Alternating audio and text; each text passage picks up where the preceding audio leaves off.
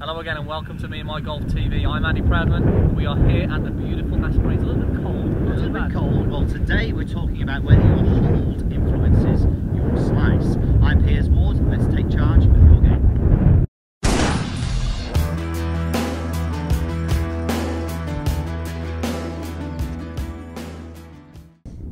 Hello and welcome to the Impact Show. This is where we answer your questions on the golf swing to help you create more impact in your game. Yes, absolutely. So if you want to get involved, go to our Facebook, Instagram, Twitter. Go there today and post your questions. And next week we're talking all about iron contact. So don't forget to use the hashtag Impact Show. So make sure you go to those Instagram, Facebook, Twitter, post your questions today, and we'll look forward to giving you a top quality video, hopefully. Yes. Hopefully. So today's topic, we posted a question a couple of weeks ago on all about the slice. We know it's a big topic, this one, Piers. It's, there could be a lot to cover on this one, but you had loads of questions coming in on the slice, and today we're answering a question from Daniel Dew, and his question was a very simple question, Piers.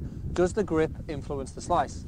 Well, yes, absolutely. Is that the end of the video? That is the end of the video. I mean, you know what, we had loads of great comments on that, but we thought, well, do you know what, the grip is one of the most overlooked things that we see when people slice. They overcomplicate it, don't they? People will go, oh, my swing plane's off, and they know their face is open, and they try and do things to change it. But actually, this is actually probably the starting point. Exactly, and I think, as you mentioned there's a lot of sort of over the top and a lot of compensations happen due to the actual cause, and this could be the cause. So I think the majority of whether you think you've got a good grip, this video should hopefully help you just check to see if it's right as well.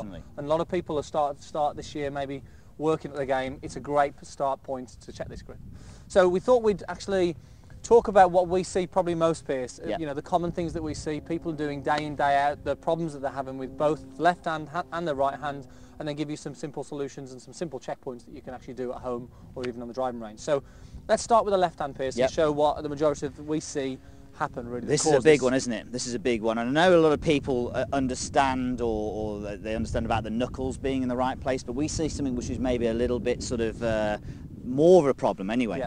Okay, so the left hand, so left hand for me is the right-handed golfer. We can see a lot of people will often hold the golf club like this, so that the shaft you can actually see is almost running up their left arm. So there's a lot of people think that there should be left arm straight and things like that, and sometimes they take that into the grip and almost feel that the left arm and the club should be straight at this point here. You can see virtually a straight line there.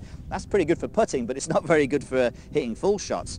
So we can see that the club is very high up in the hand, so it's very much up near the thumb, and there's a big gap there between the fingers. Now this is going to make it very easy for you to return that club face back to the ball in an open position, which is going to cause that slice. It also can massive difference on power as well, Piers. I mean, the mobility in the wrist is shot, so the rotation of the club and the creating of power is very difficult to do from there.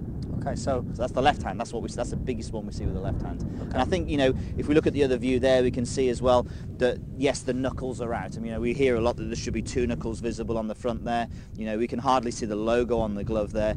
Again, this is all part of that grip being too high up in the hand. Yeah, we see this so often, but people are aware of maybe seeing the two knuckles, but they're maybe not aware of the position of the hand, which is really vital to get those knuckles in place. Crucial. Okay, so let's go to right hand. Right hand. Okay, so right hand. Often we will see that the right hand is too far round to the left when we get the slice. Yes, of course, it can be in different positions, but if we're talking about a grip which causes a slice, the right hand can be too far round to the left. And naturally what wants to happen when you're playing shots, this right hand especially wants to come back in square on. So it wants to come back in like this. If you hold on top of it like so, it's going to help open that club face. And this is what I would want to do if I was playing a bunker shot or a flop shot, which is a shot designed to get really high with a really open face. So just show us that grip again with the right hand there, Piers. And one thing again that people hear a lot of is hearing about the V's between the thumb and forefinger, and we can clearly see on this one that the V on that right hand is over to this shoulder. Now when we go into sort of showing you some checkpoints, we'll see actually where we want it to place, but there's a great sort of checkpoint there to show if where we don't want it. Yeah, and we can get a combination of a really good left hand and a really bad right hand, and vice versa, or we can get them both.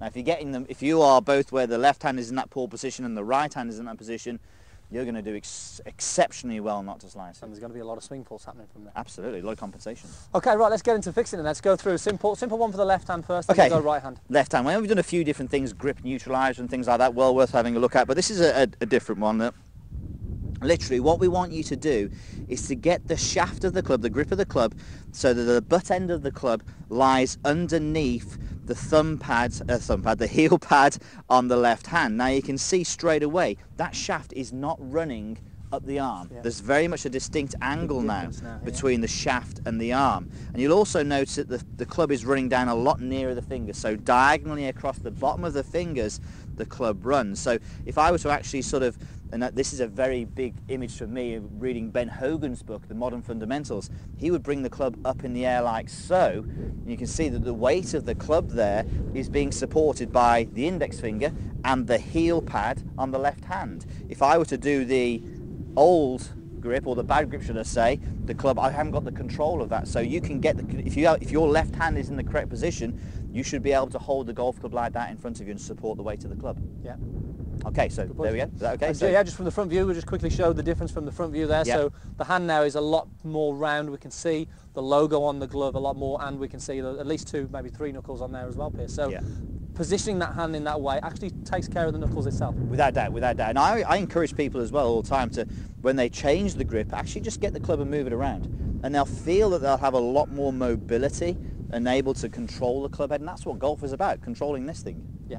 Definitely. Okay, so that's the left hand. Should we go into the right hand? Yeah, let's go. So right hand, very, very simple. I want you to imagine that you could even put a club on the ground if you wanted to, but imagine there's a line coming out of the front of your golf club to your target. We call that the target line.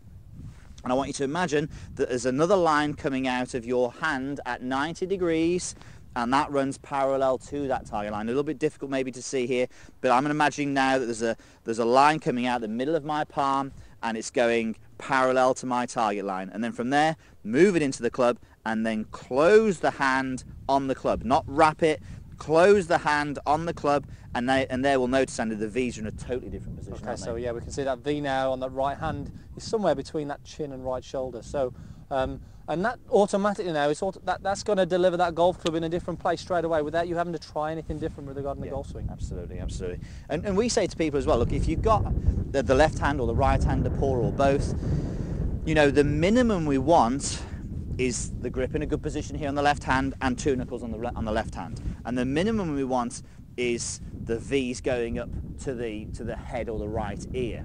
Now, if you want to do that and bring your hands even further round to the right, that's not a problem. That's actually quite a good way of getting rid of the slice. Look, it may turn into a hook eventually, but if you sliced it for a couple of years and then you go into a hook, you know, there'll be some good golf in between, that's for sure.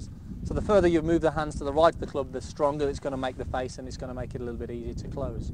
So I know that we've talked quite a bit about the grip, a lot of detail there, but the reason we talk in a lot of detail is that so many people get it wrong. So it's not one to sort of brush over and just sort of say, okay, we'll grip it like this, but just going into those finer details of positioning it across the base of those fingers and looking for those V's, it really will make a massive difference. And if you're slicing it, you know, make sure you check the grip first, because that's the #1 thing that could be causing all the rest of the things in the golf swing, Piers. Sounds good to me.